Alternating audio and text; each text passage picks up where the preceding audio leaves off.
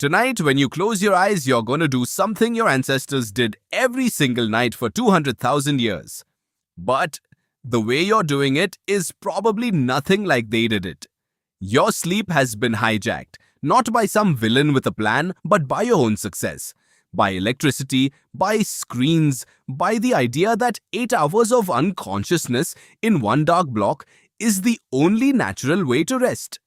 But it isn't. For most of human history, sleep wasn't a single 8-hour event. It was something else entirely. Something your body still remembers how to do, even if your mind has forgotten. Sleep researcher Roger Ekirch spent years digging through old diaries and legal documents from the 1600s and 1700s. What he found was strange. People kept mentioning their first sleep and their second sleep as if this was completely normal. Between these two sleeps, there was a gap, sometimes an hour, sometimes longer. During that gap, people didn't lie in bed, anxiously checking the time. They got up, they moved around, they visited neighbors, they read, they thought about their dreams. Then they went back to bed for their second sleep until morning. This wasn't insomnia. This wasn't a sign that something was wrong. This was just what sleep looked like before the light bulb changed everything. Your ancestors' sleep followed the rhythm of darkness and light in a way yours probably doesn't. When the sun went down, there was nothing to do. No screens, no artificial light tricking your brain into thinking it was still afternoon. Just darkness. And in that darkness, something interesting happened in their bodies. Their core temperature dropped, their melatonin rose, and after a few hours, they fell into a deep sleep. What we call slow wave sleep.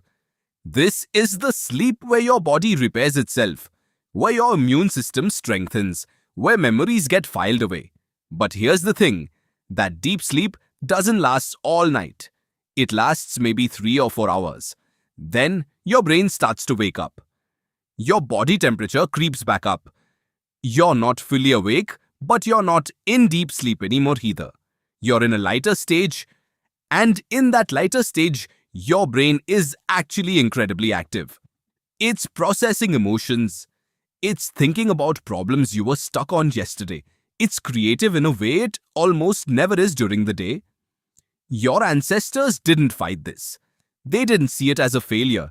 They moved with it. They got up, did something, let their minds wander in the quiet dark. And then when sleepiness came again, real sleepiness, not the forced kind, they went back to bed for their second sleep.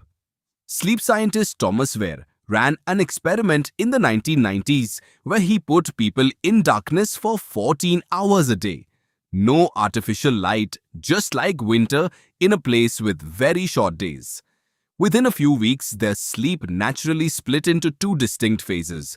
They weren't told to do this. Their bodies just did it. First sleep, then a wakeful period of an hour or 2. Then second sleep. It was automatic. It was built in. So what happened? Why don't we sleep like this anymore? The light bulb, Thomas Edison didn't just invent a way to see in the dark. He invented a way to pretend it wasn't dark at all. Before the 1800s, artificial light was expensive and rare. After the light bulb, it was everywhere and cheap. Suddenly, the night wasn't a time when work stopped. The night was just a dimmer version of the day. Sleep had to fit into whatever time was left over, and we built a whole culture around that. 8 hours became the standard. Bedtime became one event. If you woke up in the middle of the night, something was wrong with you. You were anxious, you were stressed, you had insomnia, you needed to fix it. But your body didn't get the memo. Even now, locked in a dark room away from clocks and artificial light, humans still naturally split their sleep into 2 phases. The urge is still there. The pattern is still encoded in your neurology. You're fighting against something that's been part of your species for hundreds of thousands of years, and the cost of that fight is real. Sleep is when your brain clears out the metabolic waste that builds up during the day, a process called the glymphatic system. It's when your body makes most of its immune cells. It's when emotional memories get their sharp edges softened so you can function the next day. When your sleep is fragmented and forced into a single unnatural block, all of that gets disrupted. You lie awake at 3 in the morning and panic because you're not asleep. But your ancestor would have simply gotten up, walked around, let their mind wander in the quiet, and felt completely fine. The panic itself, that's the problem, not the waking. Here's what's stranger. The Industrial Revolution didn't just change when we sleep, it changed what we think sleep should feel like. Before electricity, a normal night included time awake. Wakeful time wasn't a sign of failure. It was part of the rhythm. People used it. They thought, they moved, they existed in a state that was neither fully asleep nor fully awake. In many cultures outside the industrial world, this pattern never died.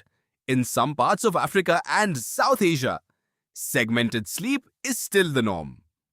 People sleep when they're tired, wake when they're not, and no one treats it as a disorder. It's just sleep. Your body is trying to tell you something every time you wake at 3 in the morning. It's not telling you that you're broken. It's telling you that you're human. That you're following a pattern that kept your species alive for 200,000 years. That for almost all of your evolutionary history, sleep looked like this. And your body still knows how to do it. The question isn't how to fix your middle of the night waking. The question is whether you're willing to stop seeing it as something that needs to be fixed. Some of the world's most creative people have understood this without even knowing the history. They wake in the middle of the night and use it. They sit with their thoughts, they let their minds work on problems that are stuck.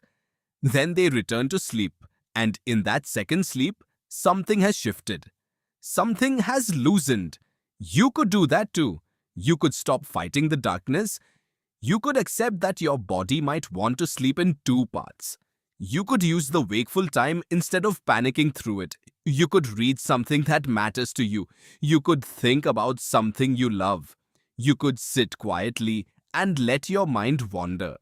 Your ancestors knew something we've nearly forgotten, that the night is long enough for more than one kind of rest. That waking in the dark doesn't mean something is wrong.